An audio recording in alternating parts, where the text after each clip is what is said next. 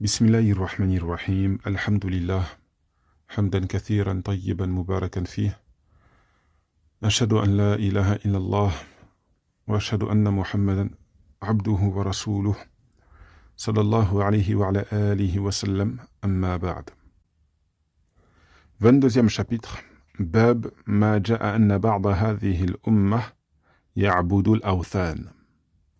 المؤلف رحمه الله هنا il veut nous montrer que certains musulmans vont adorer des idoles.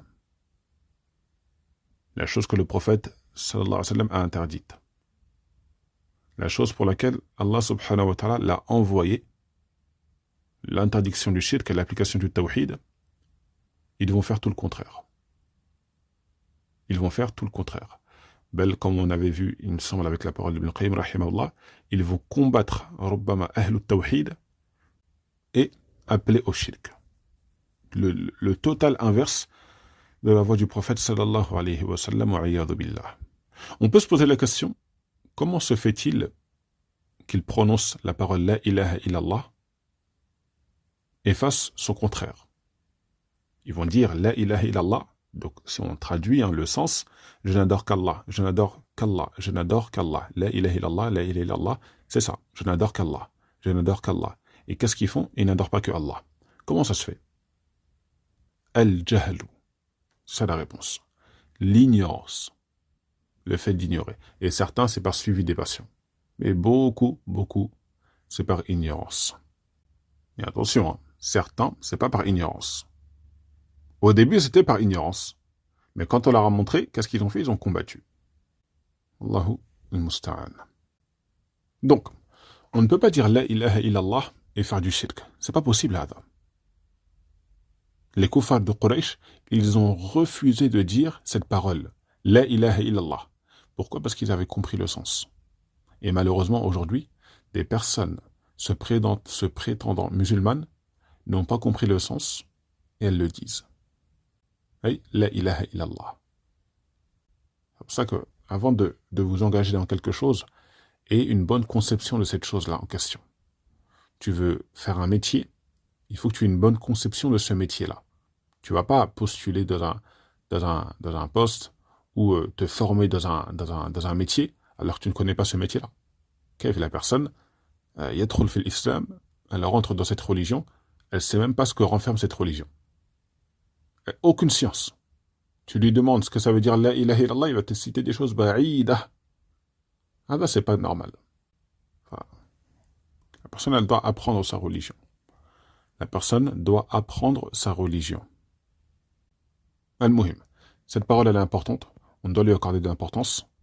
Et ça passe par connaître son sens. Appliquer par la suite. Puis, s'écarter de ce qui va le contredire. Comme ça, on ne tombe pas dans ce qu'on vient de citer, le fait d'adorer des awthan, d'adorer des idoles. Je ne sais pas si vous vous rendez compte. Des personnes de cette communauté qui disent La ilaha illallah, qui prétendent suivre le prophète Mohammed sallallahu alayhi wa sallam, elles sont tellement loin dans l'ignorance qu'elles vont tomber dans le shirk. Elles vont tomber dans ce pourquoi le prophète sallallahu alayhi wa sallam a été envoyé. Elles n'ont rien compris au message. Elles n'ont rien compris au message.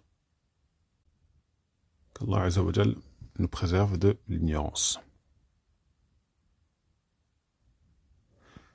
Al-Mu'allifu rahimahullah, suivez bien. Dans ce chapitre, il va citer des adillah, il va citer des versets, et ces versets ils vont concerner les gens du livre. Après cela, il va citer un hadith qui est en lien avec les versets qu'il a cités.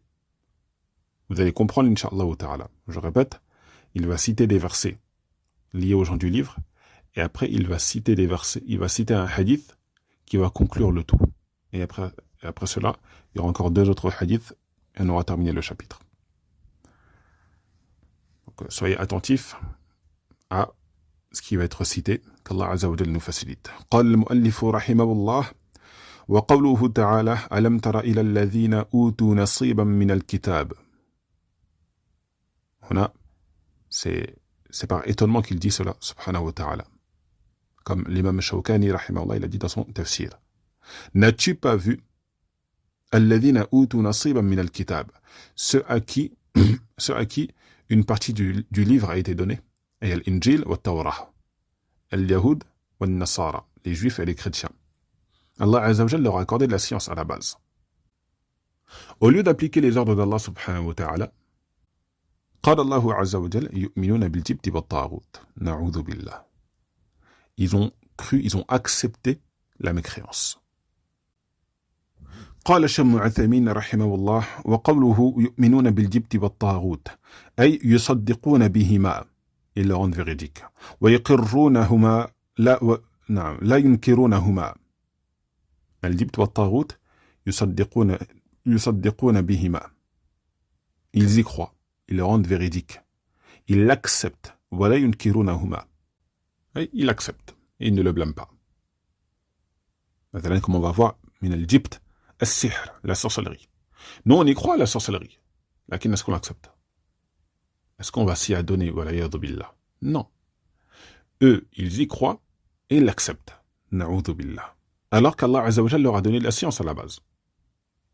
Alors qu'Allah subhanahu wa ta'ala leur a accordé de la science à la base. قال رحمه الله شيخ عثيمين فإذا أقر الإنسان هذه الأوثان فقد آمن بها. Si la personne أقر الأوثان, il approuve, il agrée cela, الأوثان, il n'a pas de problème avec ça, فقد آمن بها. C'est comme s'il y avait cru. بل il y a cru. قال والجبت قيل السحر. Par rapport au mot الجبت, certains savants ils ont dit qu'il s'agit du sihr, de la sorcellerie. وقيل هو الصنم. Certains ils ont dit c'est الصنم, les idoles. Wallahu a'lam. Al-asah, c'est que ça englobe tout ça. Même plus. قال والأصح أنه عام لكل صنم أو سحر أو كهانة أو ما أشبه ذلك. Al-jibt, ça englobe tout ça. La sorcellerie et autres. La sorcellerie et autres. Et on va voir, il y a une parole de Omar ibn Khattab radiyallahu anhu dans le chapitre concernant la sorcellerie. Non. Donc, ça c'est pour le kalimat al-jibt. Yu'minuna bil-jibt. Ils croient, ils acceptent al-jibt. Wa at-taghut, قال ابن القيم رحمه الله كل ما تجاوز به العبد حده من معبود أو متبوع أو مطاع. Ça c'est la définition du taghut de Ibn al-Qayyim rahimahullah. Enfin, al-taghut, c'est tout ce qui va accepter, qui va agréer, recevoir une de ces trois choses-là en dehors d'Allah subhanahu wa ta'ala. Al-ibada, celui qui agrée l'adoration, même s'il n'y appelle pas. Même s'il n'y appelle pas. Et même si, on peut aller même plus loin, même s'il y appelle et que personne ne le fait. C'est min al-tawarit. Quelqu'un il appelle à son adoration et personne ne l'adore en dehors d'Allah Azza wa Jalla. C'est min al-tawarit. Quelqu'un il n'appelle pas à son adoration, mais les gens ils l'adorent en dehors d'Allah subhanahu wa ta'ala et lui il accepte cela. Il n'y appelle pas, mais il accepte cela. Kadhalika c'est min al-tawarit. Il rentre dedans. Cheikh Ibn Uthaymin il cite des exemples. قال فالمعبود كالأصنام. Al-Ma'boud, ils ont dépassé les limites. Afwan, j'ai dit Al-Ma'boud. Al-Asnam plutôt, ils ont dépassé les limites. Dans le sens où ils sont adorés en dehors d'Allah Azza wa Jalla. Bien sûr, ils n'ont aucune volonté. Là, c'est des pierres, c'est des pierres, des morceaux de bois, ils n'ont aucune volonté. Mais c'est min al-tawarit. C'est min al-tawarit. Ça, c'est la base. Parce qu'ils n'ont pas de volonté.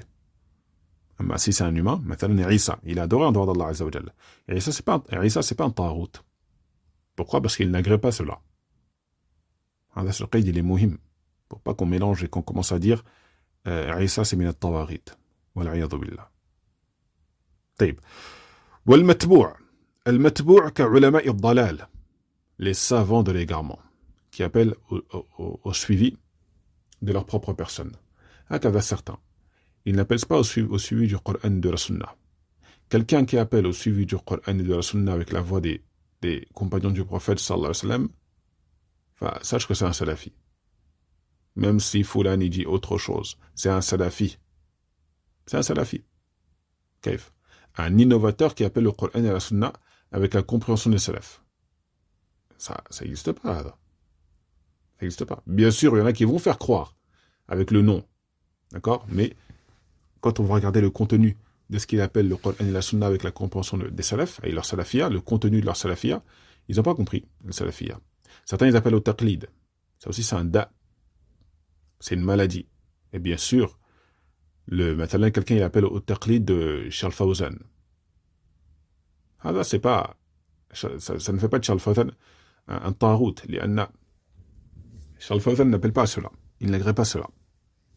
Lakin, ça donne, comme on dirait, du grain à moudre aux innovateurs. Hatta, certains, ils ont inventé une secte. El-Madakhila. À l'époque de Cheikh Mohamed Amin al-Jami, rahimahullah, kadhalika, ils ont fait la même chose. Ils ont fait exactement la même chose.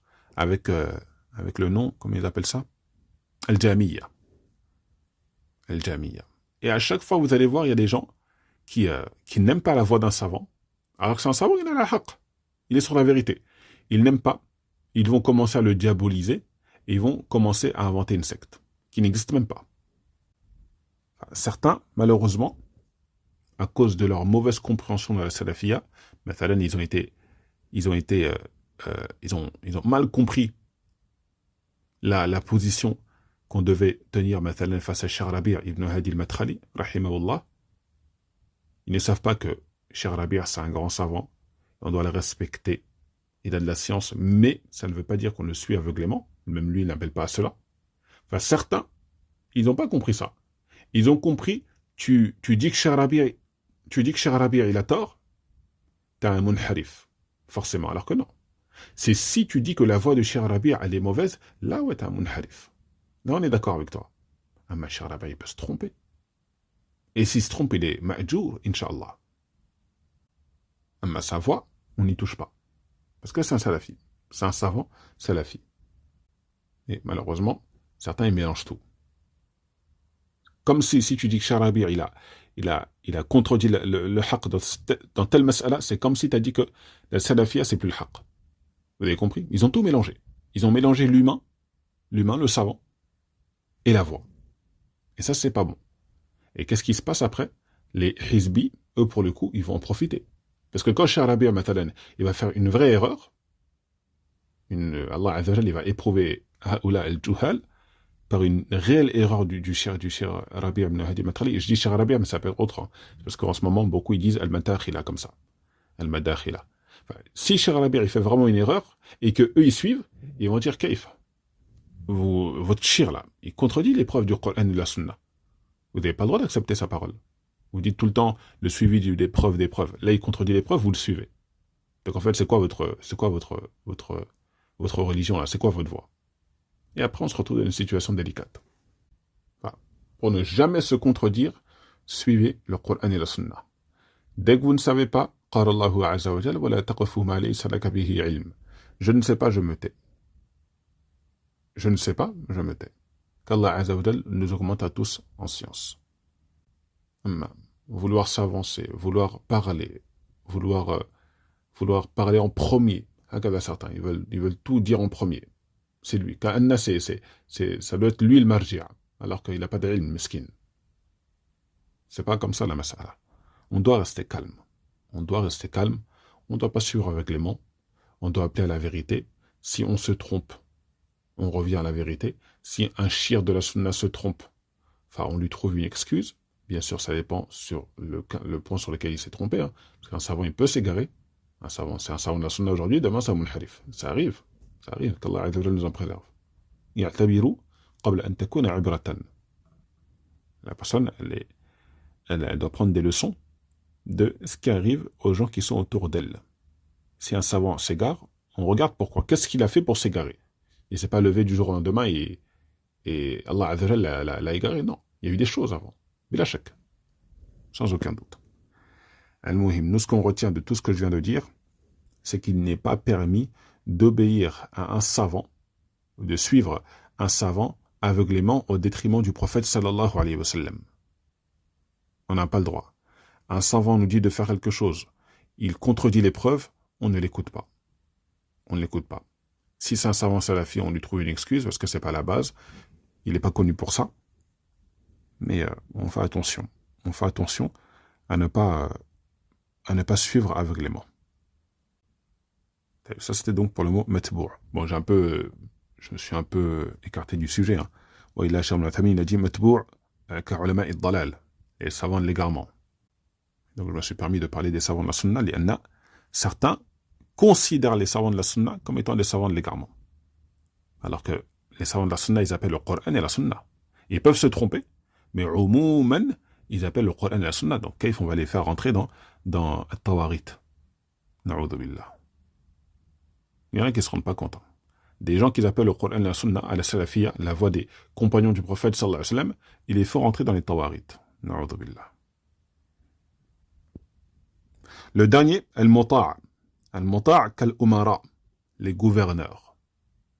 Les gouverneurs. Si un gouverneur appelle à lui obéir, en désobéissant à Allah subhanahu wa ta'ala, on n'a pas le droit d'obéir. Là, c'est haram, on n'a pas le droit. Est-ce que le prophète sallallahu alayhi wa sallam nous a dit de nous révolter? Non. Il nous a juste dit innama ta'a fil ma'ruf. On obéit dans les choses qui concordent avec la religion. Sinon, on n'obéit pas. Et on patiente.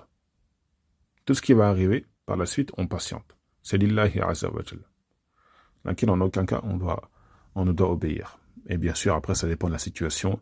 Si la personne, elle craint pour sa vie, ainsi de suite, enfin, ça lui est permis. Ça lui est permis. Qu'Allah azza wa jalla nous préserve. On en profite pour faire la parenthèse. Hein. Les gouverneurs musulmans, dès qu'on entend parler d'eux, on fait très très attention à ce qu'on va dire. C'est simple. Si vous sentez que vous êtes fragile, vous allez pas faire attention, changez de sujet. Ne parlez pas des gouverneurs musulmans. Dès que vous entendez que quelqu'un parle des gouverneurs musulmans, vous devez trembler. Vraiment. Ce sujet, il est très très sensible. Combien de morts? Combien de morts? Combien de veuves? Combien de commerces cassés, de voitures brûlées? Combien? À cause de ça. À cause du fait de parler sur les gouverneurs musulmans. On doit faire attention. La plupart d'entre nous, wallahu a'lam, de ceux qui écoutent ces cours-là, on n'a pas perdu d'enfants dans les révolutions. On n'a pas perdu de commerce, on n'a pas perdu de voiture, on n'a pas perdu une jambe, on n'a pas perdu un œil, on n'a pas perdu un proche à cause des révolutions. Donc nous, en réalité, ça nous fait pas grand-chose, cela. Et le fait de parler sur un gouverneur musulman.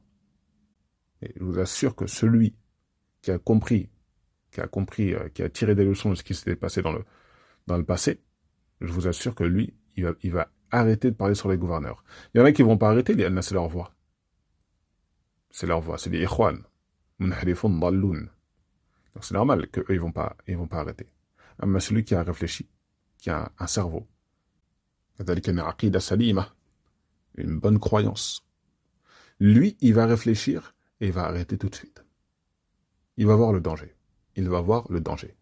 Donc, on répète, les gouverneurs musulmans, on ne parle pas sur eux. En aucun cas. Tu ne parles pas. Le gouverneur d'Arabie Saoudite, tu ne parles pas sur lui. Celui du Maroc, c'est la même chose. Celui du Mali, c'est la perche sur aucun gouverneur musulman. Sinon, tu vas t'exposer à de la médisance. Et quelle médisance? C'est pas de la médisance. C'est pas de la simple médisance, c'est de la médisance sur le gouverneur musulman. Donc c'est un grand péché et en plus c'est une forme d'égarement. Et ne dites pas comme certains, ils ont dit, oui, mais c'est pas le gouverneur de mon pays. Le prophète, il a dit, tu peux parler, il nous a autorisé à parler sur les gouverneurs des autres pays. Il n'y a que le pays dans lequel on est. Où on a vu ça? Et à l'aqal, comme on a dit, au minimum, c'est de la médisance. Au minimum, c'est de la médisance. Ça, c'est vraiment le minimum. Et la médisance, c'est un grand péché. Et en plus de cela, pour terminer sur ça, la personne qu'elle se regarde dans un miroir. Certains, ils sont débordés avec 2 enfants. 2 enfants, Rubama, les enfants, ils sont autonomes. Et il est débordé. Hadar Rajul, ce gouverneur, il doit gérer des gens comme toi. Il doit gérer des ennemis. Il doit gérer des ennemis. Je ne sais pas si vous vous rendez compte. Hein. Il doit gérer des ennemis, des gens qui ont peut-être beaucoup plus de force que lui. Il est dans des relations diplomatiques. Il sait qu'autour de lui, il y a des gens qui sont malveillants. Mais il doit gérer. Voilà. Il y a encore d'autres choses qu'on ne sait pas. La pression, ainsi de suite. Donc, si Foulan, il s'achète la dernière voiture, il s'achète 3 châteaux, il s'achète un hélicoptère, laisse-le. Laisse-le. Peut-être que nous, c'est pas ce qu'on aurait fait. Peut-être. Hein. Et quoique, certains ils disent, j'aurais pas fait ça. Allahu a'lam. Allahu a'lam ce que tu aurais fait. Tu aurais fait peut-être pire même. Peut-être que tu aurais fait pire. Mais voilà. On ne parle pas sur les gouverneurs musulmans. C'est tout ce qu'on doit retenir. On ne parle pas sur eux. Qu'Allah Azza wa Jal les guide, les préserve. Et ils auront des comptes à rendre. Abshirou. Ils auront des comptes à rendre. Et attention, on ne dit pas ça pour dire, vous inquiétez pas, on voit le mal, mais ils auront des comptes à rendre. Non. Ils auront des comptes à rendre dans le sens où ils ont pris cette responsabilité. On demande à Allah subhanahu wa ta'ala de leur faciliter. Enfin, toutes les injustices qu'ils vont avoir, qu'ils auront faites, nous on demande à Allah subhanahu wa ta'ala de les pardonner. Mais là, bout que le jour des comptes, il arrive. Ils vont avoir des comptes à rendre par rapport à cette responsabilité qu'ils ont prise. Allah Azza wa Jal leur pardonne et leur fasse miséricorde. Donc, yu'minuna bil jibti wat taghut, les juifs et les chrétiens, les yahoud, Allah Azza wa Jal leur a accordé de la science. Qu'est-ce qu'ils ont fait avec cette science? Ils l'ont pas appliquée. Wa amanu bil jibt wat taghut. Ils ont cru en la sorcellerie, toutes ces choses-là liées à la mécréance, et at-tawarit plutôt. Deuxième verset, قال المؤلف رحمه الله وقوله تعالى قل هل أنبئكم بشر من ذلك مثوبة عند الله. Dit, dans le sens du verset, dit, vais-je t'informer de ceux qui recevront la pire rétribution d'Allah subhanahu wa ta'ala, ou plutôt non, des pires qui recevront la rétribution d'Allah subhanahu wa ta'ala plutôt, hakada. Naam. قال الله عز وجل أمن لعنه الله. Ils ont été maudits par Allah subhanahu wa ta'ala. وغضب عليه. Et ils ont encouru la colère d'Allah subhanahu wa ta'ala. Allah azza wa jalla, il est en colère contre eux. وجعل منهم القردة والخنازير. Allah subhanahu wa ta'ala les a transformés en singes et en porcs. Et comme Cheikh al-Albani rahimahullah il a dit, ce masr, al-masr, avec une kha, pas al-mash, avec une ha, al-masr, c'est le fait d'être transformé, tahwil, il est haqiqi. Ils sont vraiment passés de l'état d'être humain à l'état de singe et de porc. Et les singes, ceux qui ont été transformés en singes, c'est certains parmi al-Yahoud, parmi les Juifs, Ben Israël, de Ben Israël, naam, et pour al-Khanazir, pour le porc, c'est certains chrétiens. Wal'iyadu billah. Et après il dit subhanahu wa ta'ala wa'abad at-taghut. Et ils ont adoré at-taghut. Donc encore une fois là on est dans les gens du livre. C'est eux qui sont concernés par ce verset. Allah subhanahu wa ta'ala leur a accordé des bienfaits, des messagers, du ilm, du khayr. Qu'est-ce qu'ils ont fait? Ils ont désobéi à Allah subhanahu wa ta'ala. Allah azza wa jalla les a maudits. C'est ça, la malédiction. Allah subhanahu wa ta'ala il est en colère contre eux. Wa minhum, Allah subhanahu wa ta'ala il a fait d'eux des qirada, comme on a dit, des singes, et d'autres des porcs, et ils ont adoré at-taghut. Tout ça à la base, on répète, on insiste, c'est muhim, tout ça à la base, ils avaient de la science. Ils étaient dans un khayr, ils ont reçu des messagers, mais ils n'ont pas suivi la voie de ces derniers. Troisième et dernier verset, وَقَوْلُهُ تَعَالَى قَالَ الَّذِينَ غَلَبُوا عَلَىٰ أَمْرِهِمْ لَنَتَّخِذَنَّ عَلَيْهِمْ مَسْجِدًا. كذلك encore des gens du livre. هنا dans cette qissa de Ashab al-Kahf, la sourate 18, pour résumer, ces jeunes hommes, ce groupe de jeunes hommes, ils sont partis se réfugier dans une grotte pour préserver leur foi. parce que le gouverneur voulait les forcer à faire du shirk. Mais ils ne voulaient pas. Ils se sont réfugiés. Ils ont fait la hijra. Où ça? Dans une grotte. Allah subhanahu wa ta'ala, il les a préservés. Dans une grotte. Certains, ils sont propriétaires. Ils ont de l'argent. Même s'ils ne sont pas propriétaires, mais ils ont de l'argent. Ils peuvent subvenir à leurs besoins dans un pays musulman. Pourquoi ne partent-ils pas? Pourquoi? Eux, ils sont partis. Ils n'ont pas pris, ils ne se sont pas préparés, ils n'ont pas préparé leur voyage. Ils sont partis pour se réfugier. Et après, on verra le reste, on verra. Hakada. On ne vous dit pas de partir, de faire les gens là comme ça, attention. On n'est pas à l'époque. Aujourd'hui, il y a des choses administratives, ainsi de suite. Il y a tout un tas de choses, d'accord? C'est pas comme avant. Mohim, c'est pas comme avant. Et ne dites pas, les frontières, c'est les hommes qui les ont créées ou des choses comme ça. Les frontières, c'est les hommes qui les ont créées. Taïb, elles sont là. On fait quoi? On fait comme si ça n'existait pas. Et après, on se met en danger. Et on finit en prison. Et après, on dit, ouais, je suis en prison, je suis muhajir, je suis comme Youssouf, je subis une injustice. C'est important que vous ayez ce genre d'image dans vos têtes pour que vous compreniez que certains, ils peuvent mal comprendre les textes. Ça arrive. Ça arrive. D'accord? Mais quand on est conseillé, on doit accepter qu'Allah Azza wa Jalla nous facilite. Donc, je disais, ou là, ce qui les a facilités à partir, c'est la foi qu'ils avaient. Le niveau de foi qu'ils avaient. C'est pas leur argent, c'est pas ça. Allah subhanahu wa ta'ala, après cela, il leur a facilité. Ils sont restés 309 ans dans cette grotte.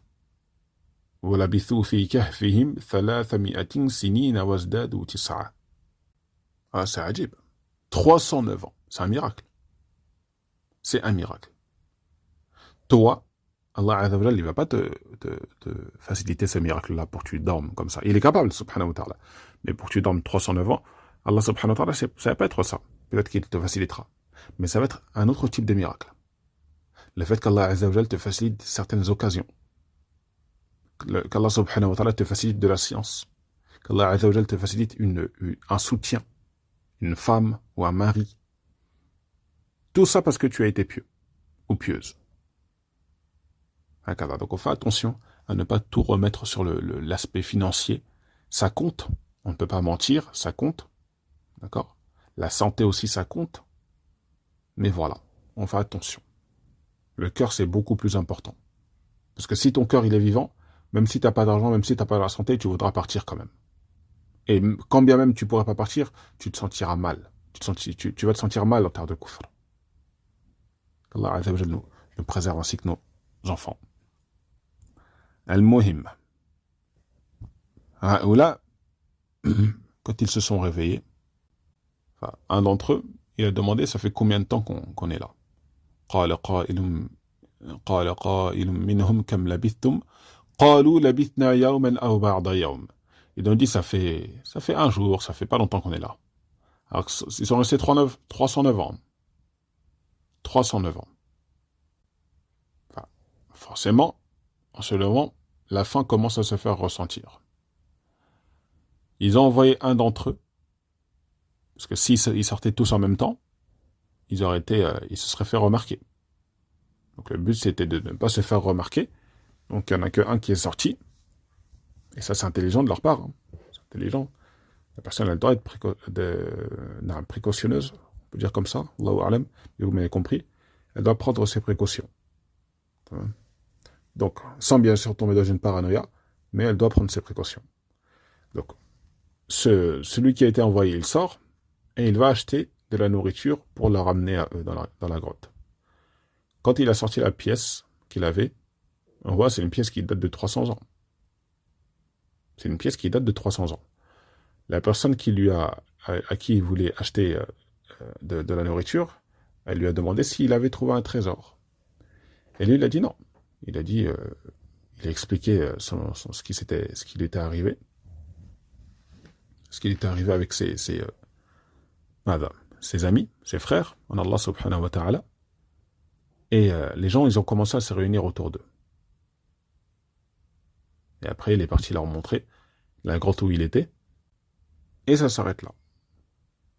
Pourquoi ça s'arrête là? Tous les hadiths que l'on a après, ils sont faibles. On sait qu'ils sont retournés vers la grotte, que les gens ils ont été impressionnés par cette histoire-là. Ils sont retournés vers la grotte, et après, comment ça s'est passé? Parce qu'on sait qu'ils ont fini par mourir, forcément. Qu'est-ce qui s'est passé? Allahu a'lam. Les hadiths, ils sont pas authentiques. Alors, la kulli hal, ce qui nous intéresse, c'est la réaction de ceux qui étaient présents. La réaction de ceux qui étaient présents. Allah subhanahu wa ta'ala يقول قال الذين غلبوا على أمرهم لنتخذن عليهم مسجدا. هؤلاء تنازعوا, ils débattaient sur la situation de qu'est-ce qu'ils devaient faire avec ces jeunes-là qui venaient de mourir. Certains, ils ont eu une idée. L'idée, c'est de construire une mosquée à l'endroit où ils sont morts. Na'udhu billah. Construire une mosquée sur une tombe, c'est muharram comme on l'a vu. C'est interdit. Ils ont voulu faire ça parce que c'était des gens spéciaux. Ils leur ont cité leur histoire. Ils adoraient Allah Azza wa Jalla seul, ila akhirihi. Et comme le cheikh Mohamed Amin Shinqiti, rahimahullah, dans son livre, dans son tafsir Adwa al-Bayan, il a dit Haoula sahih, c'est que c'était des musulmans. Les musulmans, c'est eux qui font des mosquées. Les koufars, ils font pas des mosquées. Il y avait un khilaf, les savants, ils ont dit que c'était des koufars. D'autres, ils ont dit que c'était des musulmans. Et la vie le plus juste, wallahu alam, ce qui paraît le plus cohérent, c'est que c'était des musulmans. Et regardez, des musulmans, regardez l'idée qu'ils ont eue. Lanattakhidanna alayhim masjida. On va faire une mosquée sur eux. Qalu bnu alayhim bunyana. Na'udhu billah. Le tawhid et le shirk, vous allez toujours avoir de la demande. Il y aura toujours des ignorants dans ces chapitres-là. Et quand bien même il n'y a pas d'ignorants, on se le rappelle. On se le rappelle, on en a besoin. Parce qu'on rappelle, hein, la foi, elle monte et elle descend. La foi, elle monte et elle descend. La chose là, qui va te faire le plus monter ton iman, c'est tawhidullahi azza wa jalla, la aqidatu sahiha, la bonne croyance. C'est ça. Quand vous étudiez le fiqh, quand vous étudiez la langue arabe, gardez un dars de tawhid avec vous, sur le côté, entre guillemets. Vous gardez un dars de tawhid dans votre programme. Vous prenez le temps d'écouter. Ouais, là, sinon, votre foi, elle peut descendre. Votre foi, elle peut descendre. Donc, ici, ce qui nous intéresse, c'est le mawqif que Haoula, ils ont eu.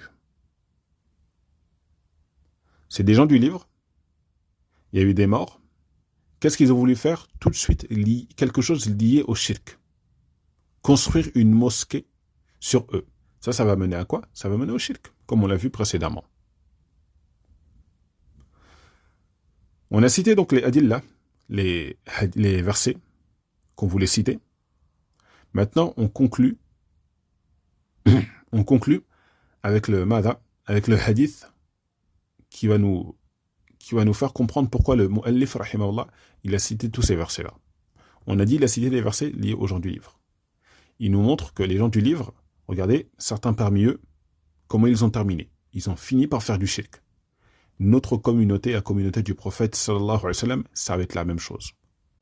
Et de la même façon que les communautés, des communautés précédentes sont tombées dans un shirk alors qu'ils avaient de la science, dans notre communauté, certains vont tomber dans le shirk alors qu'ils avaient de la science. Wal'iyadhu billah.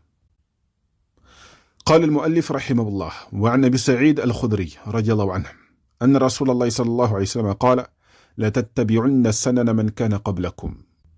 Vous allez suivre la voie de ceux qui vous ont précédé. Leur voie, la voie qu'ils ont empruntée, vous allez faire la même chose que eux. حذو القذة بالقذة.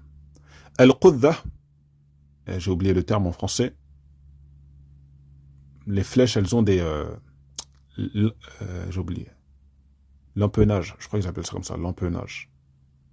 Je crois que c'est ça, hein, l'empennage. Les avions aussi, ils ont ça. L'empennage, naam. Et la symétrie que l'on a des deux ailes. Forcément, s'il y a une aile qui est plus grande que l'autre, il y aura un problème sur un avion. Kadalika, sur une flèche, il y a le bout, il y a le bâton, la tige là, et au bout le bout pointu, et de l'autre côté, il y a comme des plumes là. Enfin, ces plumes, elles doivent être symétriques. Voilà. Sinon, il y aura un problème. Sinon, il y aura un problème. Donc, la symétrie des deux là, ça, de ces deux parties, c'est ça que le prophète il a visé quand il a dit Hadwa al-qudda bil-qudda. Et al-qudda, c'est une partie, on a la flèche, la tige de la flèche, et d'un côté, on a al-qudda, et de l'autre côté, al-qudda. Et les deux, ils se font face, ils sont à la même longueur, c'est symétrique, quoi. C'est symétrique. Kadhalika l'avion, on peut donner l'exemple. Avec l'avion, c'est awdah, avec ses deux ailes, elles sont symétriques. Pour dire que le musulman, il va suivre, pas tous, hein, bien sûr, certains musulmans, ils vont suivre les gens du livre tamaman. Et même certains, tu les vois en apparence, tu ne sais même pas si c'est un musulman ou pas. Tu ne sais même pas si c'est un musulman ou pas. Belle, tu lui passes le salam, dans le doute, il te dit bonjour. Ah bah, yahsul. Ça arrive. Allah Azza wa Jal nous guide. Dire bonjour, c'est pas haram. Hein. Dire bonjour, ce n'est pas haram. Lakin, on te passe le salam. Enfin, réponds pas le salam. Pourquoi tu veux dire spa khayr, tu veux dire des choses comme ça? Réponds pas le salam. Et après, si tu veux, bonjour, spa khayr, et ainsi de suite. طيب. Le prophète, il dit, حتى لو دخلوا نعم حتى لو دخلوا حجر ضب لدخلتموه. Tellement, haoula, les musulmans, ils vont suivre les pas, la voie de ceux qui les ont précédés, parmi les gens du livre, s'ils sont amenés à rentrer dans un trou de lézard, tasawwaru, un trou de lézard, ils vont rentrer aussi. Les juifs et les chrétiens, ils vont rentrer dans un trou de lézard, les musulmans, ils vont suivre. Les musulmans, ils vont suivre. Toujours ce complexe d'infériorité. On doit faire comme eux. On doit s'intégrer. Il faut s'intégrer à la société. On ne dit pas le contraire. Lakin, attention. Al-mukhalafat. T'as un Rabb, t'as un Seigneur, Allah subhanahu wa ta'ala, qui t'a interdit certaines choses. Tu fais pas ce que tu veux. Tu ne fais pas ce que tu veux.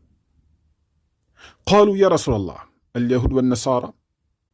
Ils ont demandé, est-ce qu'il s'agit des juifs et des chrétiens, et ceux qu'on va suivre? Et lorsque le prophète il a dit sana man kana qablakum, man kana qablakum, man hum, c'est qui? Ceux qui nous ont précédés, ceux qui vous ont précédés, les juifs et les chrétiens. Qala sallallahu alayhi wa sallam faman, qui donc? Ça peut être qui? Alors on doit faire attention, on doit faire même très attention. À force de les imiter, on peut finir comme ce qui leur est arrivé. Le fait d'adorer autre que Allah Azza wa Jal. Alors qu'à la base, ils étaient sur la vérité. Ils adoraient Allah subhanahu wa ta'ala. Ils adoraient Allah Azza wa Jal seul. Là, qu'il les péchés, la noirceur du cœur, le suivi des passions, le kibr, tout ça mélangé dans un cœur, ça fait du mal.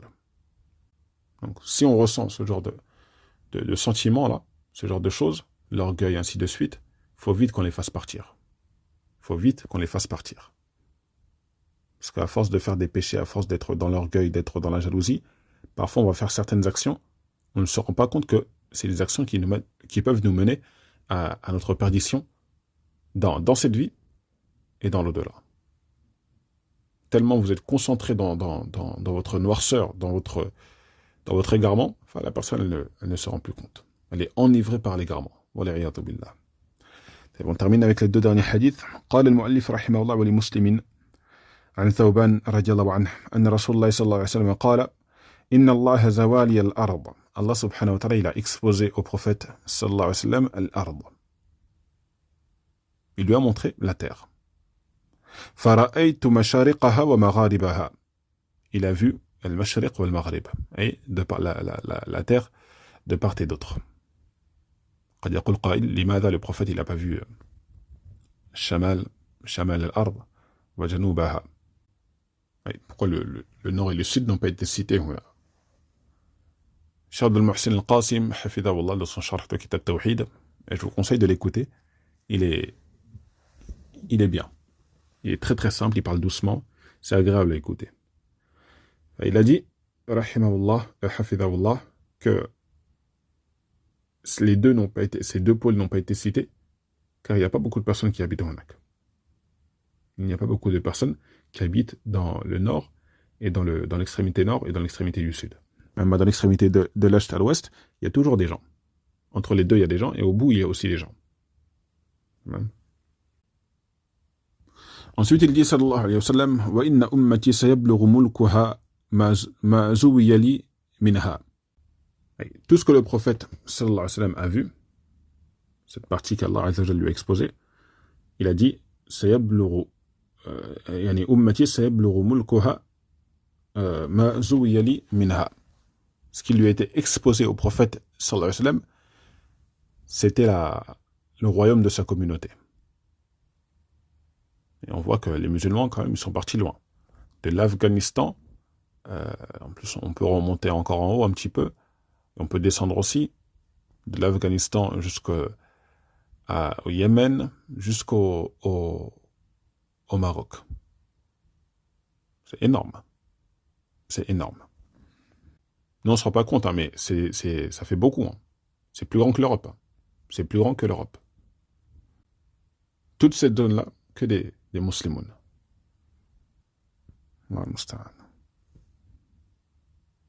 Après, il dit U'ataytu al-kanzayn. U'ataytu al-kanzayn. Le prophète, il lui a été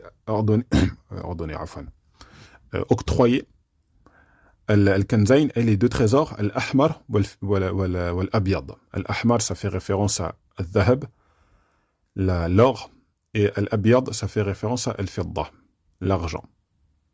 Et les savants, comme il explique, ça fait référence au trésor de ce qu'on appelle le César, Qaysar, et Kisra. Kisra, c'est ce qui si j'ai pas oublié, c'est Khosrow.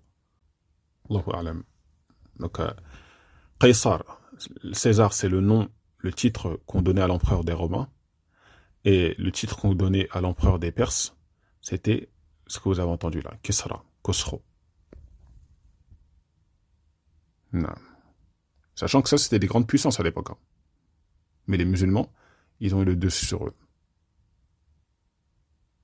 Et vous allez comprendre la raison, Inch'Allah ta'ala. Vous allez comprendre la raison pourquoi Allah Azza wa Jalla leur a donné An-Nasr. On poursuit. Wa inni sa'altu rabbi li ummati alla yuhlikaha bi sanatin 'ammah. Le prophète, il a demandé à Allah subhanahu wa ta'ala que sa communauté ne périsse pas à cause d'une grande famine. Une famine générale. وَأَلَّا يُسَلِّطَ عَلَيْهِمْ عَدُوًّا مِنْ سِوَى أَنفُسِهِمْ فَيَسْتَبِيحَ بَيْضَتَهُمْ. Il a demandé une deuxième chose, c'est que Allah subhanahu wa ta'ala les préserve qu'un ennemi donc extérieur à cette communauté vienne prendre le dessus et les dominer. Vienne prendre le dessus sur eux et les dominer. Et la plupart d'entre eux. وَإِنَّ رَبِّي قَالَ, donc le prophète il dit ce qu'Allah Azza wa Jal a dit. وَإِنَّ رَبِّي قَالَ يَا مُحَمَّدْ إِذَا قَضَيْتُ قَضَاءً فَإِنَّهُ لَا يُرَدْ. هنا Sham al-Thamin, il a fait un ta'liq par rapport à ça. Il a dit que al-qada yanqasimu ala qismayn. Il se divise en deux. Al-qada et al-qadar, les deux se divisent en deux. Mais ici on parle du qada.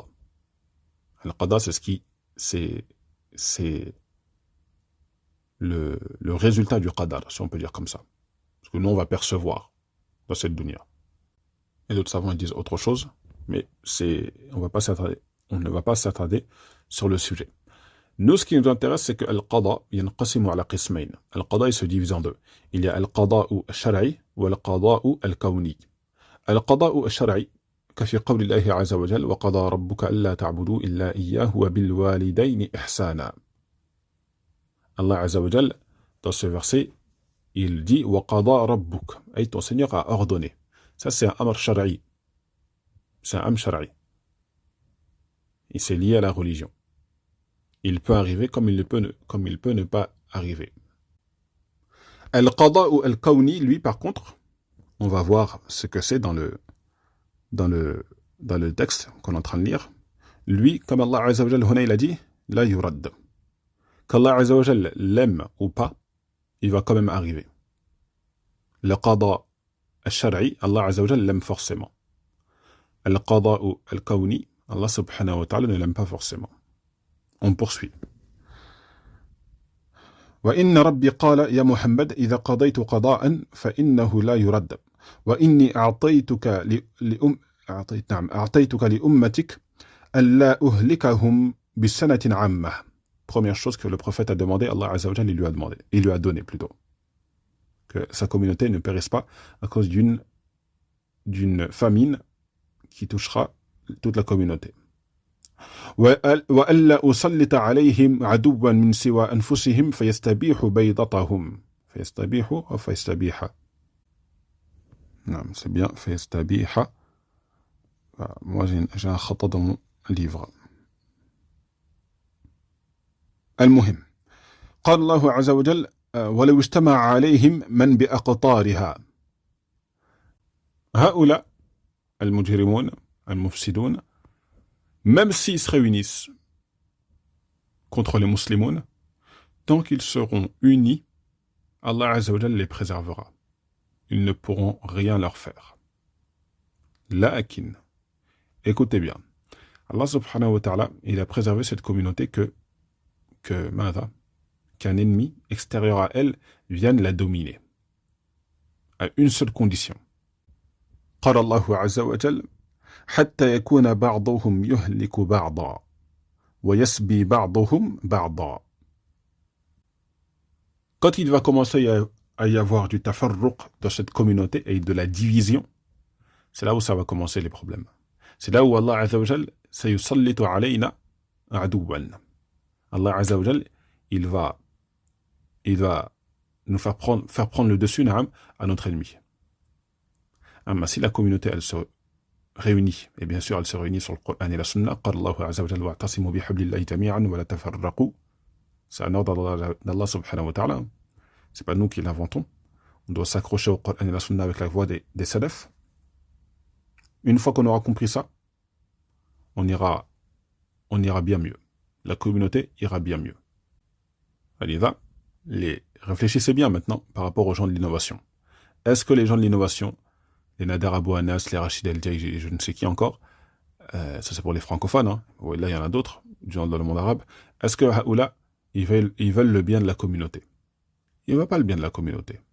Rubbama Jawassis, Rubbama certains. Je ne dis pas que ce sont des espions, hein, mais certains ce sont des espions. Ils ont infiltré les rangs. Un cadavre. Il ne faut pas être paranoïaque non plus, mais il faut être éveillé. Ça existe. Il y a des gens comme ça, qui espionnent les musulmans pour voir ce qu'ils font. Qu'Allah Azza wa Jalla les guide, et qu'il nous guide aussi, et qu'il nous accorde à tous une bonne fin. Mais voilà, le secret pour que la communauté redevienne comme avant, c'est de revenir à la voie des compagnons du prophète sallallahu alayhi wa sallam. Falida, l'innovateur qui critique la voie des salafs, c'est très très grave ce qu'il fait. C'est un ennemi de l'intérieur. C'est un ennemi de l'intérieur. Il n'est pas sur l'islam. C'est un musulman. Lakin, regardez ce qu'il fait. Il combat la voie des compagnons du prophète sallallahu alayhi wa sallam. Avec sa mauvaise compréhension. Voilà, yadu billah. On essaie de terminer. L'autre hadith. ورواه البرقاني رحمه الله في صحيحه وزاد. Donc c'est le même hadith en réalité, mais un ajout. Donc le prophète il dit sallallahu alayhi wa sallam وإنما أخاف على أمتي الأئمة المضلين. Le prophète sallallahu alayhi wa sallam a craint pour sa communauté الأئمة المضلين, les imams égareurs. Attention, attention. Ça ne pardonne pas. Les imams égareurs. Une shubha, une ambiguïté qui rentre dans ton cœur, tu peux délaisser le din. Tu peux délaisser la religion. Rabbama huwa, celui qui t'a insufflé cette ambiguïté. Rabbama, lui, il continue à être dans la religion. Mais toi, tellement cette ambiguïté, elle était forte, ça t'a fait douter, t'es basculé de l'islam au kufr. Wa a'yadhu billah. Soyez bien conscient que lorsqu'on tape islam sur internet, on ne va pas tomber sur les gens de la sunna. Les gens de la sunna, il faut les chercher. C'est pas la base, les gens de la sunna chez les musulmans. C'est pas la base. Les gens, ils aiment l'islam. D'accord? Ils aiment. Mais les gens de la sunna, qui appellent au suivi des preuves, ce n'est pas la base. Donc quand vous tapez islam, ne pensez pas que vous allez tomber sur des gens de la sunna, sur la vérité. Le prophète, il a dit qu'il y avait 73 groupes dans cette communauté. 73. Certains, ils ont dit ça veut dire qu'il y en avait beaucoup, qu'il y en aura beaucoup. D'autres, ils ont dit c'est vraiment 73. Al-Mohim, il y a beaucoup de groupes. Déjà, si on dit juste 50, c'est énorme. 50. Dans ces groupes, il y a des individus. Dans ces groupes, il y en a qui sont plus... ils vont savoir communiquer. Ils vont savoir utiliser les réseaux sociaux pour attirer du monde. C'est pas des gens de la sunna, c'est pas des gens qui sont sur la vérité. Mais ils vont savoir attirer les gens. D'autres, ils vont être très forts en arabe. C'est comme ça qu'ils vont attirer les gens. D'autres, ils vont attirer avec des goûters. Ah, nous, on ne doit pas se faire avoir. Foulan, il voit un qamis, une barbe, khalas, il fonce. Foulana, elle voit Foulana avec comment on dit ça? Un niqab, elle a couvert son visage, elle la suit directement. Parce que c'est une sœur. Elle a dit Cheikh Al-Albani. Ça marche pas comme ça. Al-A'immatu al-Mudillin, tu crois qu'ils vont te dire, tous ils vont te dire deviens un égaré, deviens un mubtadir. Non, ils vont pas te dire ça. Ils vont tout te dire bismiddin. C'est pour ça qu'ils sont dangereux. Ils vont tout te dire au nom de la religion. Voilà. Prenez soin de votre cœur et faites attention. Ne l'exposez pas à toute personne. Al-A'immatu al-Mudillin. Les prêcheurs de l'égarement. Et les prêcheuses, maintenant, on peut dire, avec des femmes, elles s'y mettent aussi, maintenant, des prêcheuses de l'égarement. Qu'Allah Azza wa Jal nous préserve. On ne dit pas qu'une femme n'a pas le droit de prêcher, attention. Elle a le droit de prêcher, et il faut, on a besoin. On a besoin. Mais la façon de faire, il y a une façon de faire. On ne fait pas ce qu'on veut. On ne fait pas ce qu'on veut. Qu'Allah Azza wa Jal nous guide. On poursuit. وَإِذَا وَقَعَ عَلَيْهِمُ السَّيْفِ لم يرفع إلى يوم القيامة. Lorsque l'épée, il va commencer à avoir des effusions de sang dans cette communauté. Et ça a commencé quand? À l'époque de Uthman radiyallahu anhu, quand il s'est fait tuer. À partir de ce moment-là, quand Uthman s'est fait tuer, les combats n'ont jamais cessé dans cette communauté. Il y a toujours eu des conflits. Alors qu'à l'époque du prophète, sallallahu alayhi wa sallam, il n'y avait pas tout ça entre les musulmans. Il pouvait y avoir quelques chamailleries, mais ce n'était pas des guerres qu'il y avait, ce n'était pas des batailles. Il y a eu des batailles. Entre frères, attention, on précise, hein, entre musulmans. Les autres, quand ils voyaient cela, ils étaient contents. Les musulmans, ils faisaient peur à l'époque. Les musulmans faisaient peur. Quand ils voyaient ça, ils étaient apaisés. Ah, oula. Ils étaient contents. Qu'Allah Azza wa Jal nous accorde la réussite. Et bien sûr, là, on ne dit pas tout ce qu'on dit là, c'est pas pour dominer le monde. C'est pas ça notre but. Notre but, c'est Rid Allah subhanahu wa ta'ala. Rid Allah subhanahu wa ta'ala. Le fait d'obtenir l'agrément d'Allah Azza wa Jal. C'est ça notre objectif. Amma dunya, elle ne nous intéresse pas. Elle ne nous intéresse pas. Après, il dit, sallallahu alayhi wa sallam, on dit lam yurfa ila yawm al-qiyamah, donc ça, les combats, ils ne se termineront jamais, hein, à part le jour des comptes, forcément, ou plutôt il a qurb qiyam as-sa'a, dans le sens que vers la fin des temps, les combats ils cesseront dans cette communauté, il n'y aura plus. Après il dit donc sallallahu alayhi wa sallam, ولا تقوم الساعة حتى يلحق حي من أمتي بالمشركين وحتى تعبد فئام من أمتي الأوثان. Le prophète il dit l'heure ne viendra pas donc dans cette communauté, dans le sens du hadith, donc dans cette communauté il n'y a pas des personnes qui adoreront les idoles. Na'udhu billah. Qu'Allah Azza wa Jalla nous préserve de faire partie de ces personnes-là. Après il dit sallallahu alayhi wa sallam wa innahu sayakunu fi ummati kadhabun thalathun. Certains ils ont dit thalathun c'est vraiment le nombre que le prophète a, c'est un adad qui est, qui est, qui est précis, c'est un nombre qui est précis, c'est vraiment 30. D'autres, ils ont dit, le prophète, il a dit cela parce qu'il y en aura beaucoup. Il a dit 30 parce qu'il y en aura beaucoup. Allahu a'lam. Dans tous les cas, il y en aura. Dajjaloun, kadhaboun. Tout ça, attention, le prophète, il dit, wa innahu sayakunu fi ummati, dans ma communauté, c'est les gens qui prétendent être musulmans. Ils prétendent être musulmans. Choufou, regardez ce qu'ils vont prétendre, kadhalik. Kulluhum yaz'umu annahu nabi. Na'udhu billah. Un musulman qui prétend être un prophète. Un musulman qui prétend être un prophète.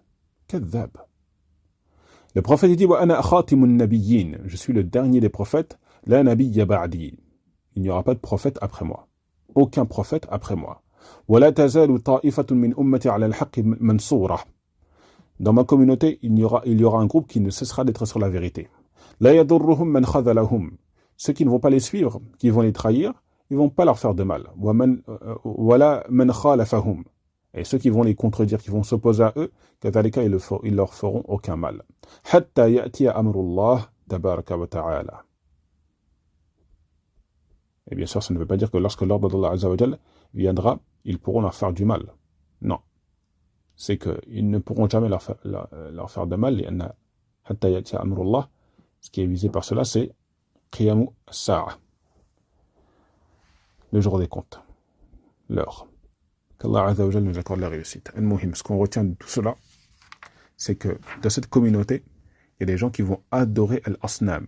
Et une des causes pour lesquelles la communauté se retrouve dans la situation dans laquelle elle se fait dominer, elle se fait malmener ici et là, c'est tout simplement parce que des gens se sont adonnés à cela. Et ça crée de la division. Rajoutez à ça les hizbi, rajoutez à ça les innovateurs, rajoutez à ça les frères qui ne font pas d'efforts, rajoutez à ça les sœurs qui ne font pas d'efforts. C'est compliqué. C'est compliqué. Allah Azza wa Jalla ne nous demande pas d'être tous des savants, mais un minimum. Retenez bien cette phrase, elle est importante. Un minimum. Tu dois avoir le minimum syndical. Kitab Tawhid, tu dois savoir de quoi ça parle. Si tu ne connais pas ce livre, il y a un problème. Il y a un problème. À notre époque, du moins.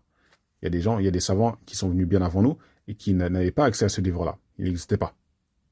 Mais ils avaient la science du Tawhid. Ils comprenaient. La personne, à notre époque, elle ne connaît pas ce genre de livres qui sont résumés, qui sont très profitables, c'est problématique. Donc, le Tawhid, le shirk, ça doit être maîtrisé. Qu'Allah Azza wa Jalla nous facilite à appliquer le Tawhid et qui nous préserve du shirk, walhamdulillah.